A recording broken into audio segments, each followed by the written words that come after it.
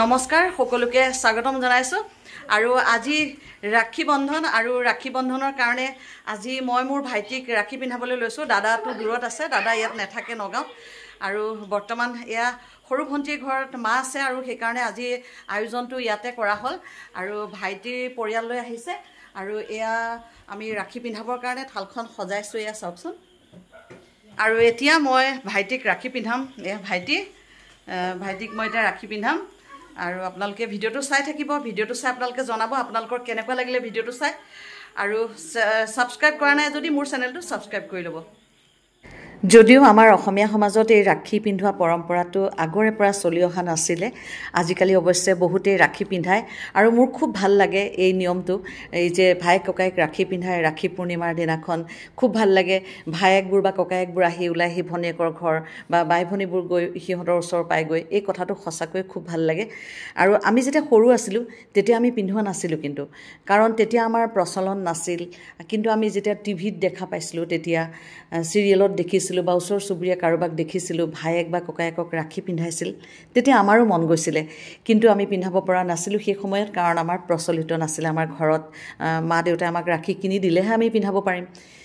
যেতিয়া আমি ডাঙৰ হলো আমি নিজে ৰাখী কিনিব পৰা হলো তেতিয়া আমি ভাইটিক পিন্ধাবলৈ আৰম্ভ কৰিলো আৰু আমাৰ দাদাকো পিন্ধাবলৈ লৈছিলো কিন্তু দাদাই নিপিন্ধে সি অলপ ফুকিয়া গতিকে সি মানে পিন্ধিব নিবিচাৰে গতিকে দাদাক আমি পিন্ধোৱা নহয় সাধাৰণতে কিন্তু আমি ভাইটিক পিন্ধাইছিলো তিনিওজনী বাই ভনীয়ে আৰু সঁচাকৈ আজিৰ দিনটো খুব ভাল লাগিছে যথেষ্ট কৰ্মব্যস্ততাৰ মাজতে ভাইটি আহিছে আজি ভাইটি এজন চিকিৎসক গাইনকলজিষ্ট হয় আৰু ইমান কৰ্মব্যস্ততাৰ মাজতে ভাইটি আমাৰ কাৰণে সময় উলিয়াইছে আৰু ভাল লাগে এনেকৈ আমি সদায় মিলা মিছাকে চলি আছো আৰু মায়া সৰু ভণ্টিৰ ঘৰতে আজি আয়োজন কৰা হৈছে যেহেতু মা সৰু ভণ্টিৰ ঘৰতে আছে বৰ্তমান আৰু সেই কাৰণে সৰু ভণ্টিৰ ঘৰতে আমি এনেকৈ আজি এই আয়োজনটো কৰিছো আৰু ভাইটিৰ নাইট ডিউটিও আছে গতিকে ভাইটিৰ নাইট ডিউটিলৈ যোৱাৰ আগতে আমি সকলোৱে একেলগে এসাজ খাম ইয়াতে ভাত ৰান্ধি আছে ভিতৰত আৰু প্ৰথমতে মই যেহেতু ঘৰৰ ডাঙৰ ছোৱালী ডাঙৰ বায়েক গতিকে মই প্ৰথমতে ভাইটিক ৰাখী পিন্ধাইছো আৰু মোৰ পিছতে মোৰ ডাঙৰ ভণ্টি তাই পিন্ধাব আৰু তাৰ পিছতে সৰু ভণ্টিয়ে পিন্ধাব আপোনালোকে নিশ্চয় অনুভৱ কৰিব পাৰিছে কিমান মৰম চেনেহ আমাৰ মাজত এয়া সৰু ভণ্টি জ্যোতি আৰু তাই পিন্ধাইছে ডাঙৰ ভণ্টিয়ে পিন্ধাওতে মই ভিডিঅ' কৰিব নোৱাৰিলোঁ কিবা এটা কৰিছিলোঁ মই ভিতৰলৈ গ'লোঁ ফটকে তাই মানে পিন্ধাই দিলে ভাইটিক ৰাখি আৰু মই ভিডিঅ' কৰিবলৈ নোৱাৰিলোঁ সেয়েহে ডাঙৰ ভণ্টি ইয়ে ৰাখি পিন্ধোৱাটো স্কিপ হৈ গ'ল ৰাখী পূৰ্ণিমাৰ দিনাখন এই ককাই ভাইক ৰাখী পিন্ধোৱা যিটো পৰম্পৰা মোৰ খুব ভাল লাগে আৰু মই ভাবোঁ আমাৰ ভাৰতীয় সংস্কৃতিত এইটো ইমান এটা ভাল পৰম্পৰা ককাই ভাই বাই ভনীৰ মাজত ৰাখী পিন্ধোৱা এই পৰম্পৰাটো ৰাখী বন্ধনৰ দিনাখন অন্ততঃ ককাই ভাইবিলাকে বা বাই ভনীবিলাকে ইটোৱে সিটোক স্মৰণ কৰে আৰু যিমান যি হ'লেও মানে আহি পেলাই ওলাই ইটোৱে সিটোক ৰাখী পিন্ধায় কোনোবা যাব নোৱাৰিলেও সাত সাগৰ 13 নদীৰ সিপাৰে থাকিলেও ৰাখী এটা পঠাই দিয়ে বাই ভনীয়ে বা বাই ভনীলৈ এটা উপহাৰ পঠাই দিয়ে আজি আমাৰ ভাইটি আমাক উপহাৰ হিচাপে পইচাকে দিছে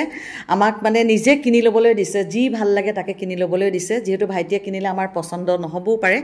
সেয়ে আমাক পইচাকে দিছে ঘৰখন একদম মুখৰিত হৈ আছে ভাইটিৰ সৰু ছোৱালীজনী ইফালে সিফালে দৌৰি আছে ভাই বোৱাৰী মা ভনী জোৱাই সকলো বহি আছে ইয়াতে ঘৰখন একদম মুদুলি এটা পৰিৱেশ হৈ আছে সঁচাকৈ খুব ভাল লাগিছে আৰু এতিয়া এয়া মোৰ ভাইটিৰ ছোৱালী আৰহিয়ে মোৰ ল'ৰা নিহাৰক ৰাখী পিন্ধাবলৈ লৈছে এয়া চাওকচোন আমি কৰাৰ দৰে তাইও নিয়ম কৰিছে আৰু এনে ধৰণে পৰম্পৰাগতভাৱে এই ভাল লগা প্ৰথাবিলাক চলি গ'লে সঁচাকৈ খুব ভাল লাগিব